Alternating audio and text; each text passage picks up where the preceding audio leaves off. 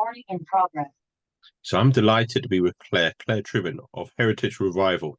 So Ben Richards, or Architecture and Interiors, I have to add the word interiors because otherwise I get told off, has introduced me to Claire, and I've persuaded Ben to speak on heritage, and Claire will be speaking on that as well. So it's a fascinating subject in many different respects, even if you're a homeowner as well, how it has impact.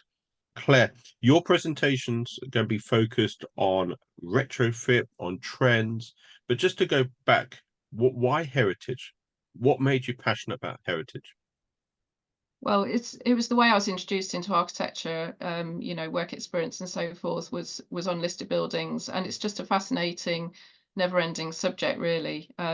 They always offer up some secrets behind the walls when you start exploring, and the challenges are to use what you've got, which is a great framework to start from, I always think.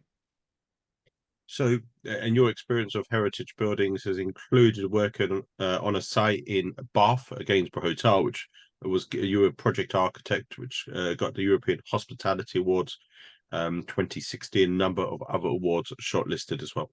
So I alluded to the fact that you're going to be presenting on trends going forward in 2024, 2025. What type of trends should we be looking at? Because when people think of heritage, people don't see the word trends as being part of it. But do you want to just expand on that? Yeah, so I will be sharing some more information about the focus on retrofit for heritage buildings. So this is really capturing any building that was built before 1919.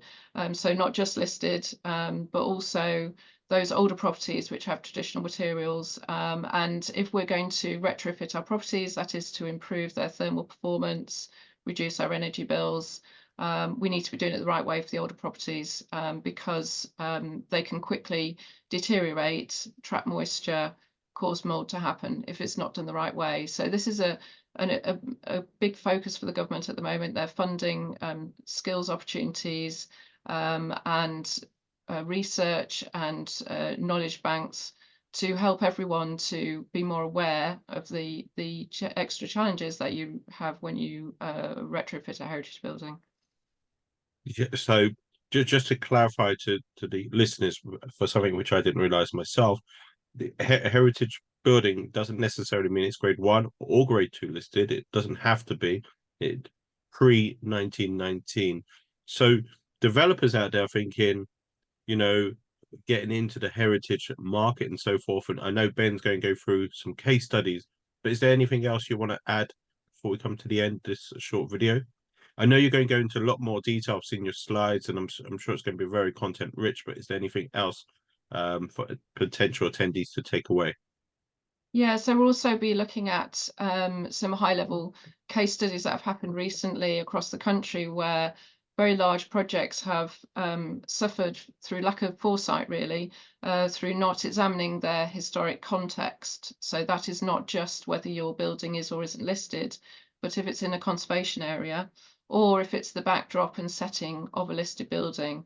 So it can also be if you're outside a conservation area, but you can also affect the setting of a listed building within a conservation area, and some very high profile projects have been caught out by this.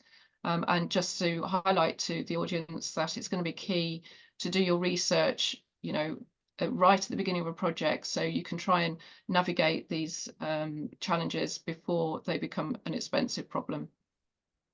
Well, I look forward to seeing you and Ben in April. I think it's the 25th of April. It's the fourth Thursday.